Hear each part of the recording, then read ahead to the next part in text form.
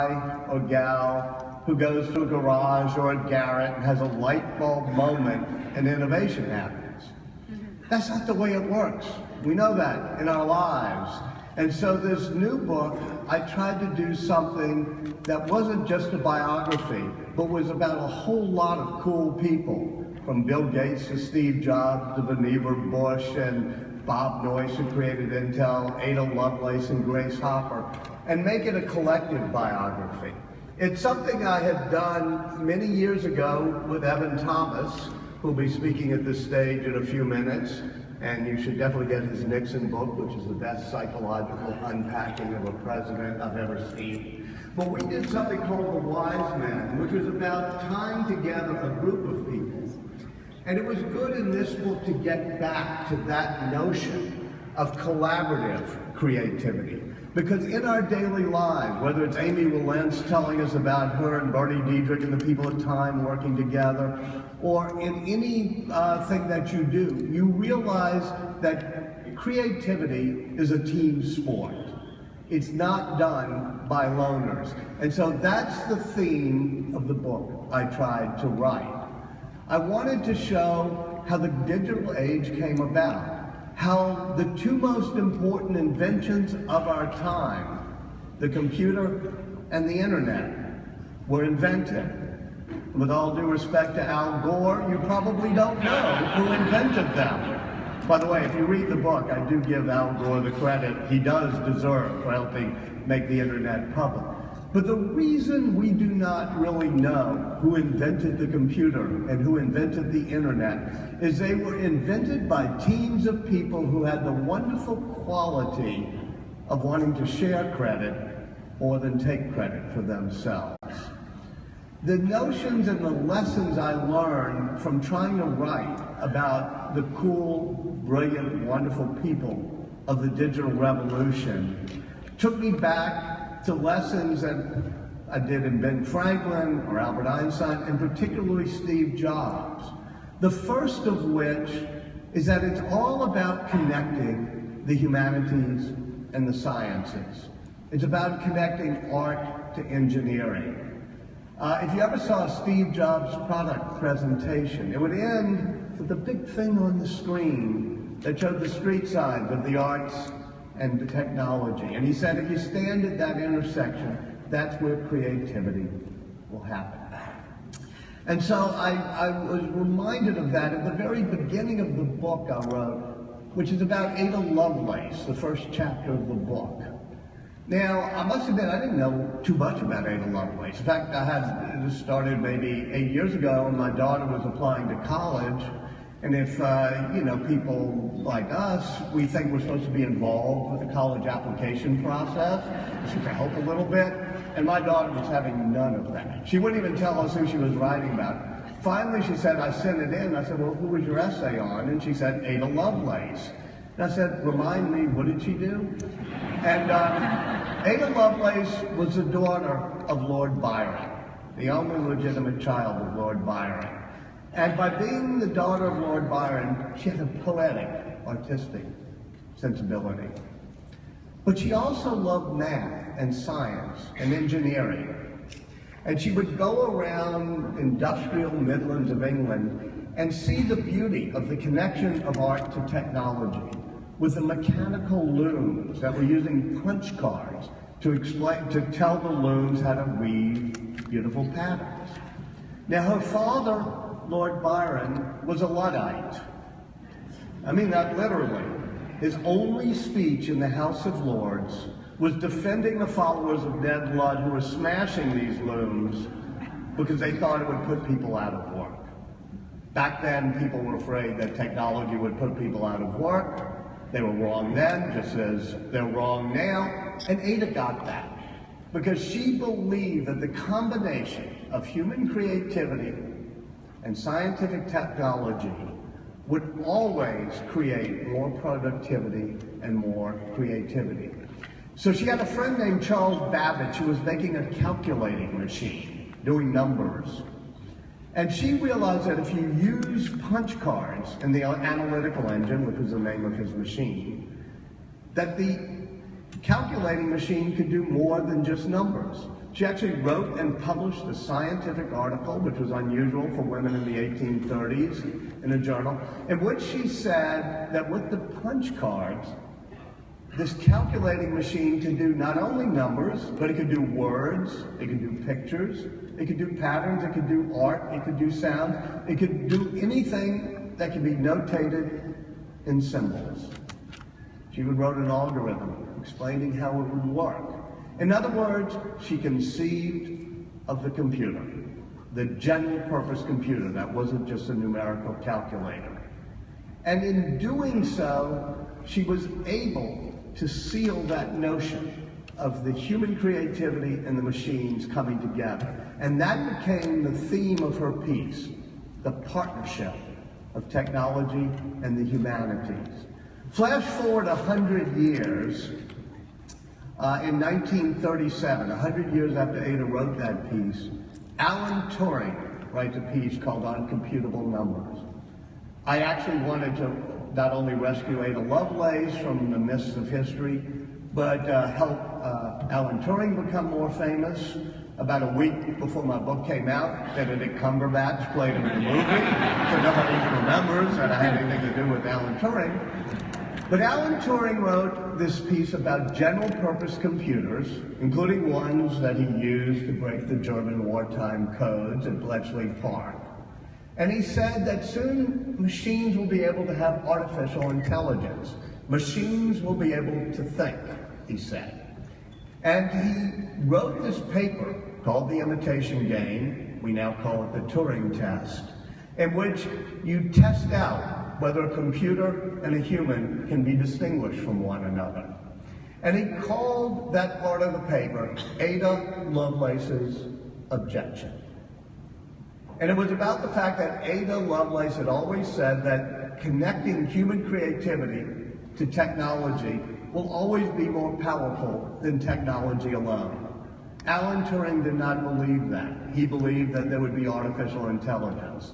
And ever since that, every decade, you've had people, including now, including Elon Musk and others, who talk about machines will leave us behind, that will be irrelevant when machines get to do machine learning. And yet, it never gets any closer to happening.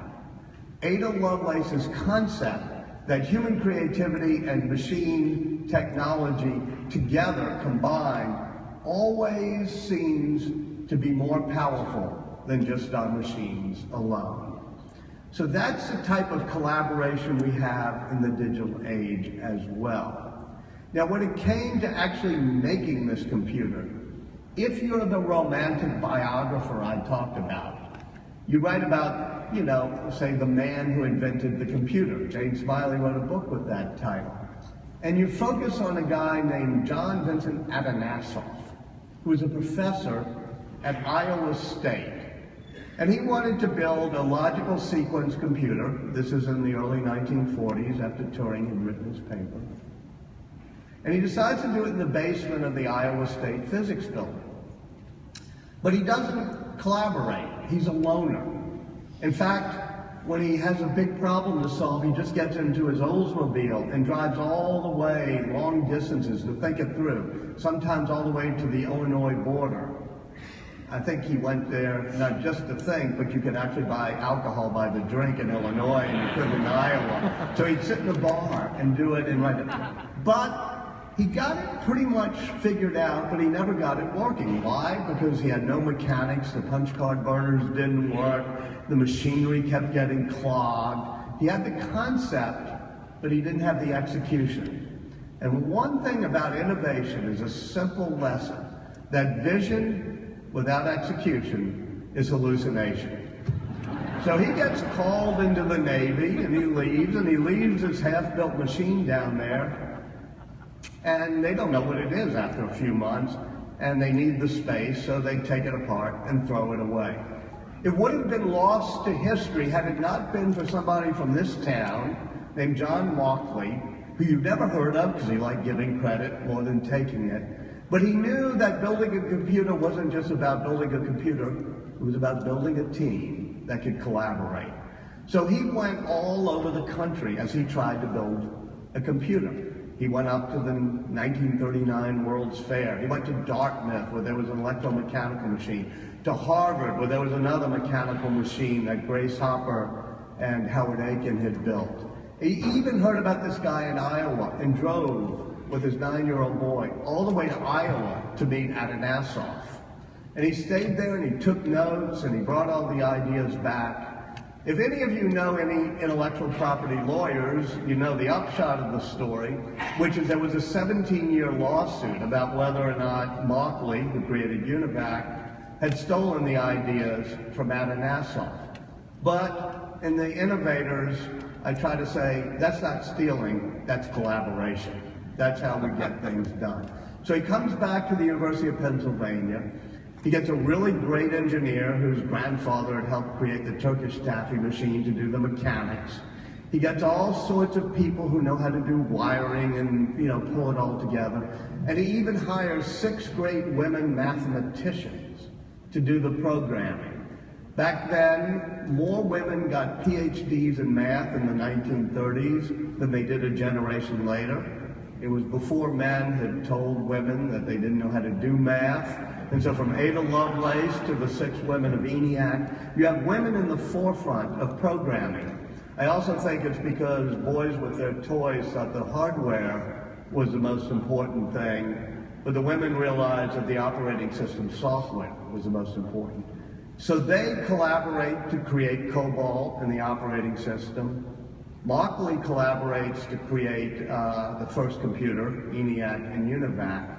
And it is a model of how collaborative creativity can work.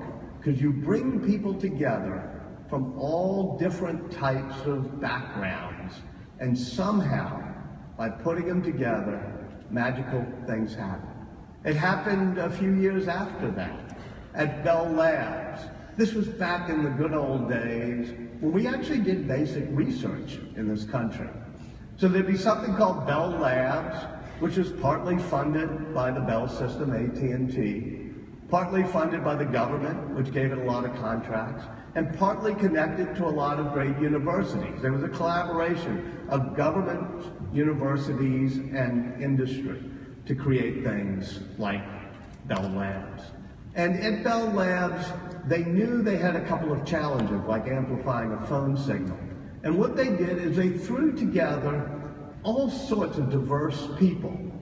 There were people like William Shockley, who was a great physicist, and John Bardeen, who worked with him, who was a quantum theorist and knew how electrons would dance on the surface of a semiconducting material.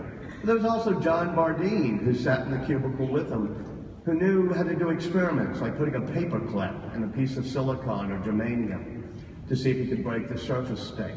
And there was Claude Shannon, who would ride a unicycle up and down the halls, juggling balls, because he was an information theorist. And he even invited Alan Turing to come over, from Bletchley Park, England. And together, they invent the transistor.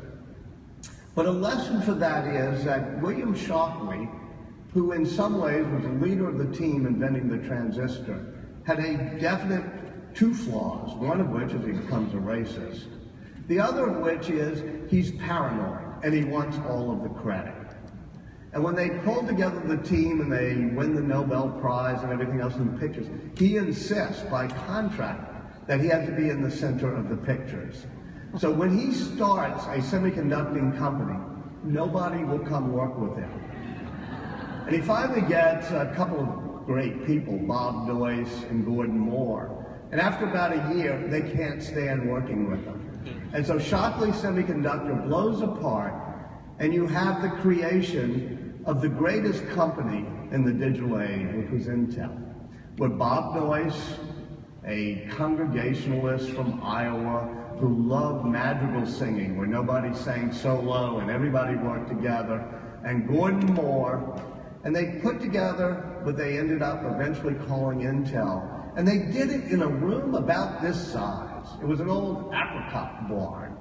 And instead of having corner offices or organizational charts, they made it a collaborative enterprise, with Noyce and Moore putting their battered desk right in the center, and Anybody could come up and talk to him. Somebody who was just hired said, well, can you show me who I report to, what the chart is? And Noyce said, sure. He took a white piece of paper and he said, here's you, right in the center. Here's everybody else. Draw a line between you and everybody else and collaborate with whomever you want.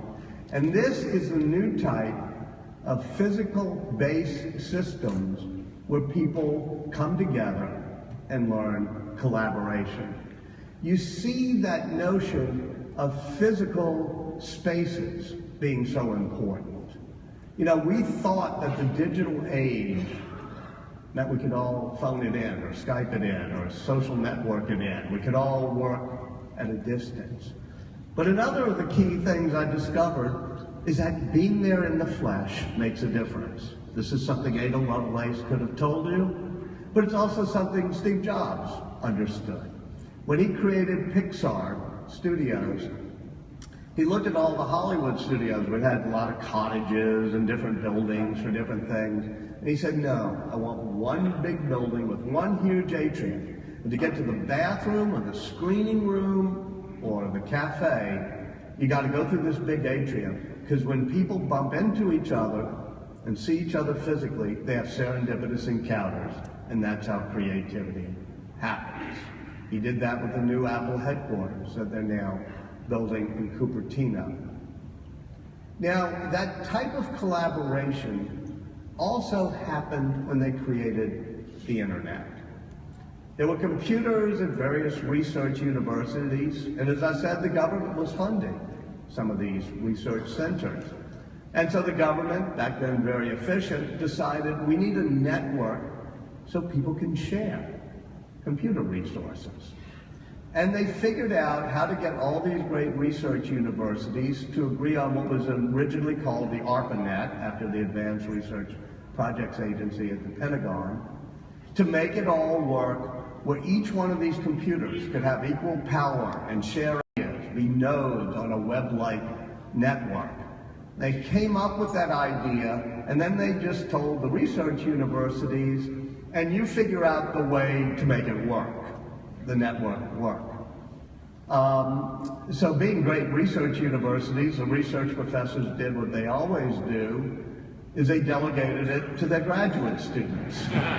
So you had 30 graduate students who decided to figure out how we're going to make the protocols work for the packets to go darting around this wonderful web and know how to reunite and know where they're supposed to go and know what to happen if one of the packets doesn't make it. All these rules of what became the internet. And they wanted to do it in the most collaborative way. So they got together and they had no votes, they had no chair, whatever. They just went from city to city, San Diego, Salt Lake, they went down to New Orleans once, and they would meet every few months, and the youngest one of them, Steve Crocker, would take notes. And Steve Crocker actually lives right near here. I remember meeting him many times in this neighborhood when I was talking to him. He wanted to make sure that it didn't seem like they were handing down rules from on high, because he wanted it to feel like a collaborative network. So he tried to come up with the name of what these rules would be. And he said he was showering in his girlfriend's parents' house. Late at night, he just showered. It was the only place he could go and get away from his future in-laws and think. And he came up with the notion of calling these things requests for comment. In other words, these weren't rules, these weren't regulations, these were not handed down manuals. They'd send them around and say requests for comment, so everybody felt they could be part of building the internet. Now that's pretty cool that that's how they created the internet, but what's particularly cool to me is that's still how the internet's being created. People are still doing the request for comment process. I think they're up to number 7,900 as they figure out how do we incorporate Bitcoin, how do we have small payments. All of these things are done collaboratively. Now, when I was at Time magazine, we wrote a story that said they did it that way so that it would survive a Russian nuclear attack. Because if you do it with a central hub and central rules, you know, a missile takes out one of those hubs, the network goes down. But the internet is built so that each and every node of the internet has equal power to store and forward packets of information. So somebody takes out a packet, a node, internet just routes around it. And we said that was done to survive a nuclear attack. We got a letter from Steve Crocker, who I did not know at the time, who said, no, that's not why we did it. We were graduate students. We were avoiding the draft. We weren't helping the Pentagon. And he wrote a letter to Time. Time was somewhat arrogant back then. If you saw Amy Valence, who was preceding me, and I were both at Time, I know. So we didn't print the letter.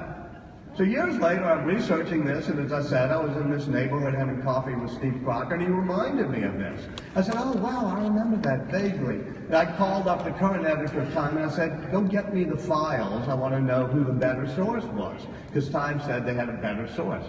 Well, the better source was a guy named Steve Lukasich, and he actually ran ARPA. And he had said, we didn't tell the graduate students we were doing it to survive a Russian attack, but that's the only way we could get money out of the colonels at the Pentagon. That's why we do it. We just didn't tell them. And so Lukasich said, tell Steve Crocker that he was on the bottom and I was on the top, so he didn't know what was happening. So I had my coffee with Crocker again. I told him that, and he strokes his chin.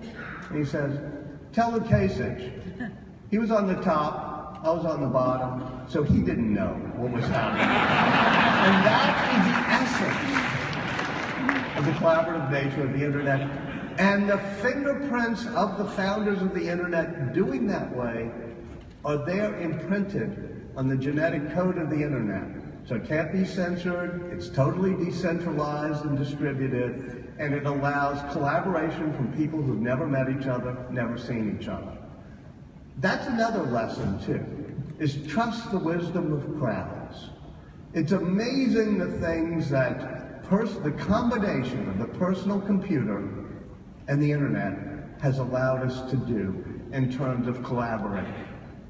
I know because I have not only the last 8-track tape player in America, but the last copy of the Encyclopedia Britannica, which we bought right before Wikipedia came up. And I was a little bit dubious. I said, wait a minute. You mean millions of people can just go onto Wikipedia and edit whatever they want and put on whatever they want and it's going to work? I said, yeah, right. So then I started dealing with, reading it. I even became a geek and started editing it some. And I said, this wisdom of crowds thing, I want to see if it's going to work. I was writing about Einstein at the time, and I went to the Einstein entry on Wikipedia, and it was actually pretty good. And all the science explained pretty well. All sorts of geeks and techies had written it. But it had one sentence that said, and Albert Einstein traveled secretly to Albania.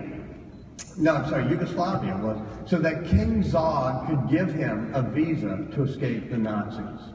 Now, everything about that sentence is wrong. In 1933, Einstein was on a Swiss passport. He was in Princeton. He had already come over here by the end of the year. So I took it out, that sentence. But it kept going back in.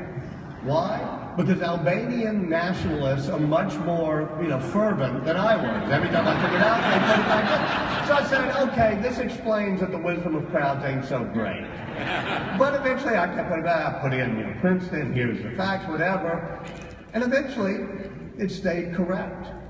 Now, I did not attribute that to the wisdom of crowds, right? I said, the crowds are kind of idiots, but I fixed it.